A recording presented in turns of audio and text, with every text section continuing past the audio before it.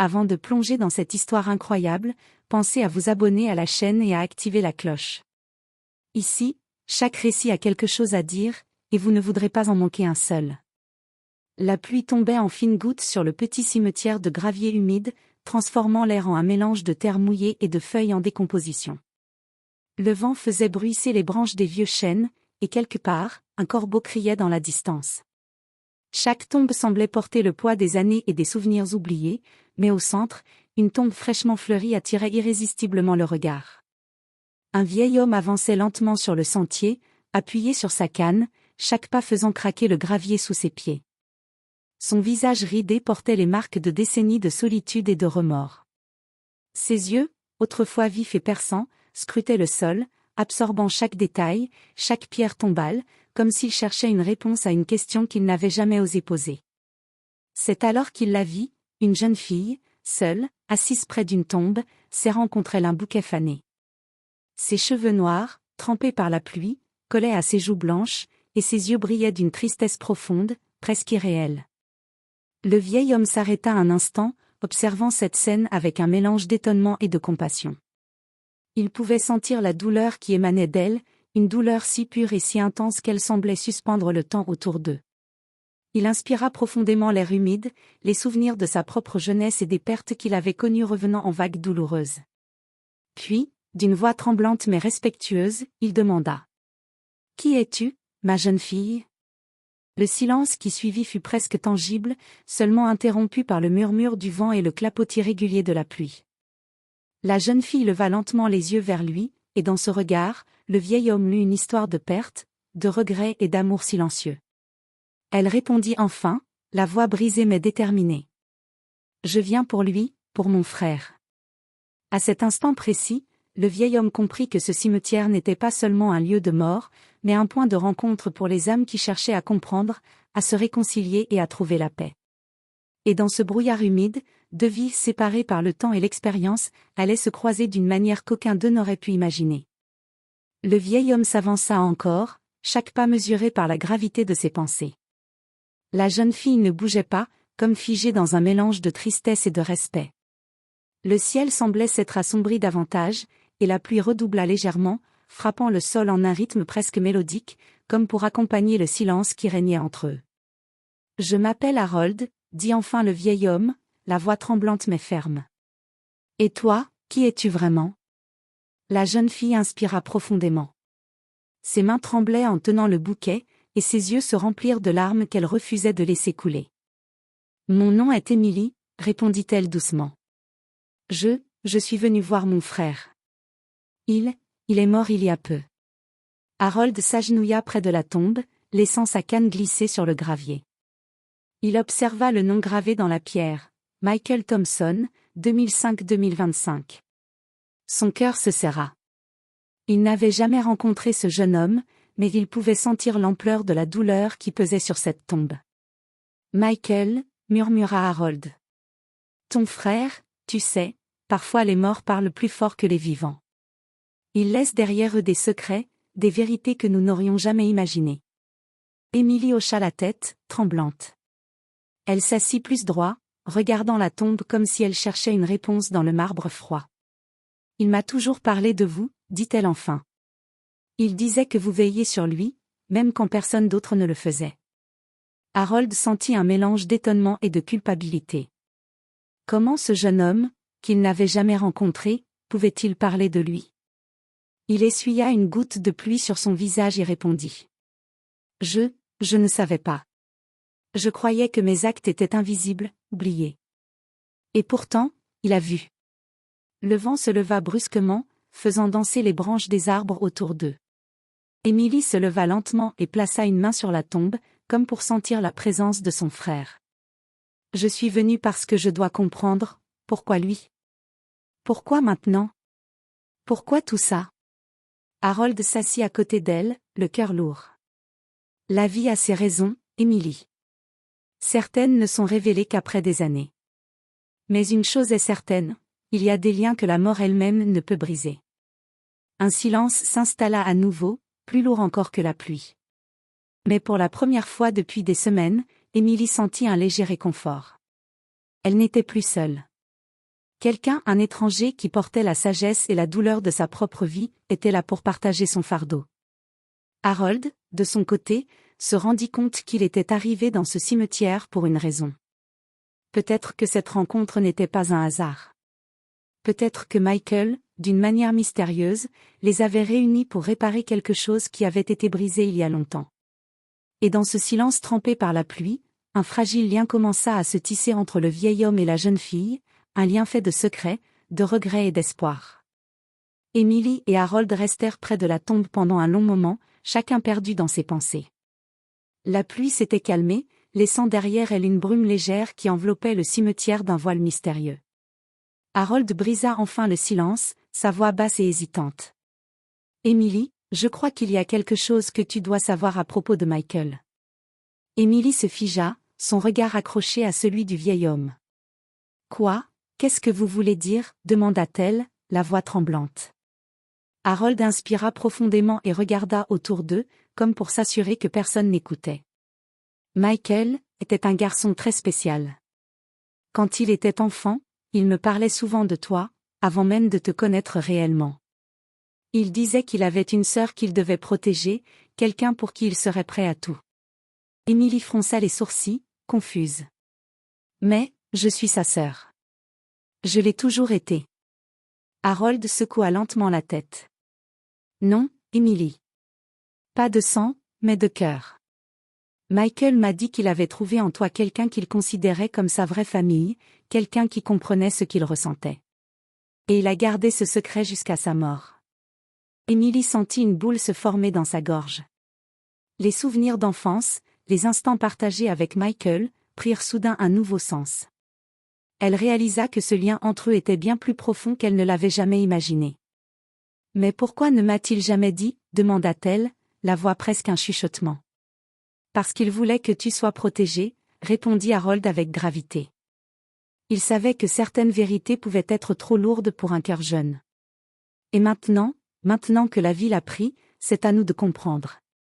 Emily baissa les yeux sur la tombe, la pluie précédente laissant encore de petites gouttes perler sur le marbre. Un silence lourd tomba entre eux, mais cette fois-ci, il n'était pas seulement empreint de tristesse. Il y avait aussi un sentiment de révélation, une compréhension lente mais profonde de l'amour que Michael avait porté pour elle.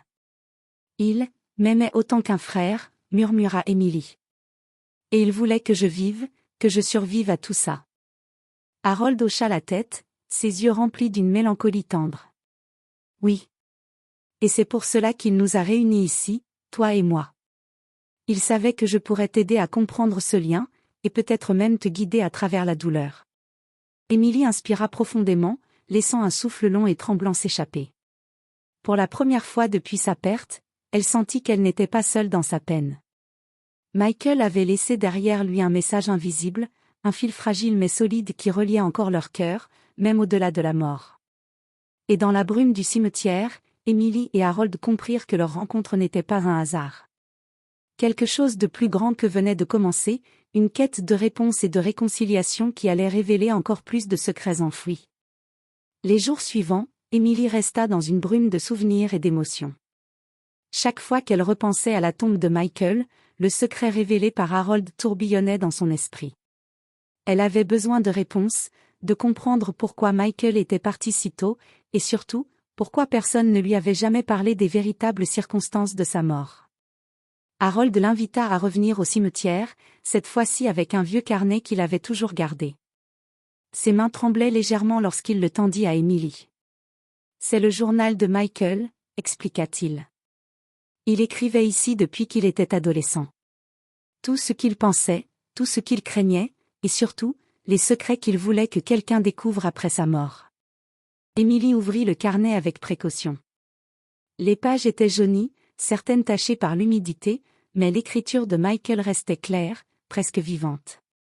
Rapidement, elle tomba sur un passage qui la fit frissonner. « Si un jour quelqu'un découvre ceci, sachez que ma mort n'était pas accidentelle. Certains m'en voulaient, et je ne pouvais pas me défendre. Je dois protéger Emily, même si cela signifie me sacrifier. » Le cœur d'Emily se serra. Une colère sourde et une peur glaciale la traversèrent. Michael avait été tué, et elle venait seulement de comprendre que sa mort n'était pas naturelle. Qui pouvait lui vouloir du mal? Murmura-t-elle, la voix brisée par l'émotion.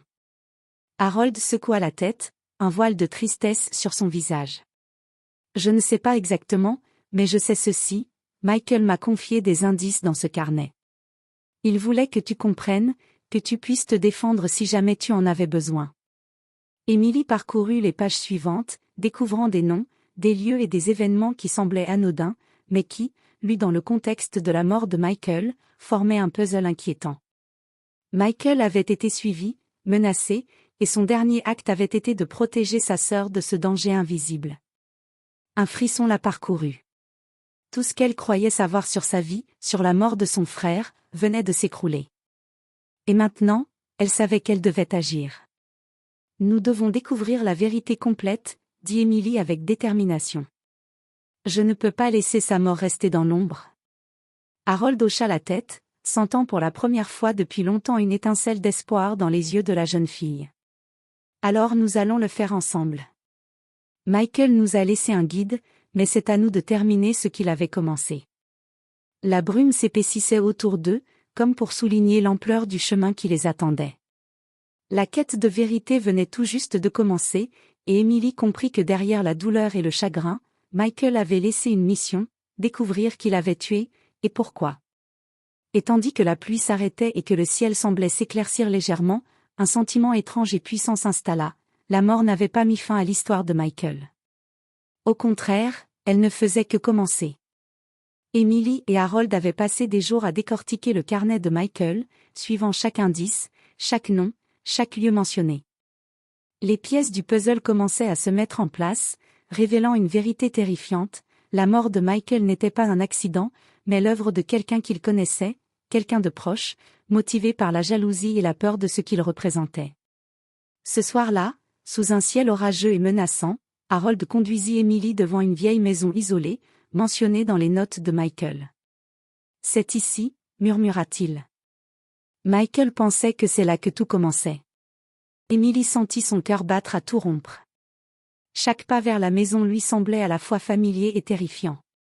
Elle savait qu'elle allait affronter la vérité, la même vérité que Michael avait tenté de protéger. Ils entrèrent silencieusement. La maison était vide, mais sur une table, un dossier ouvert attira leur attention. Des documents, des photos et des lettres révélèrent l'identité du coupable, un voisin jaloux de Michael, qui craignait que ses propres secrets soient découverts. Ce même voisin avait planifié la mort de Michael pour effacer toute menace. Emily sentit la rage monter en elle. « Il a tué mon frère, pour rien !» hurla-t-elle, les larmes coulant librement. Harold posa une main sur son épaule. « La colère est naturelle, Emily. Mais Michael voulait que tu restes forte.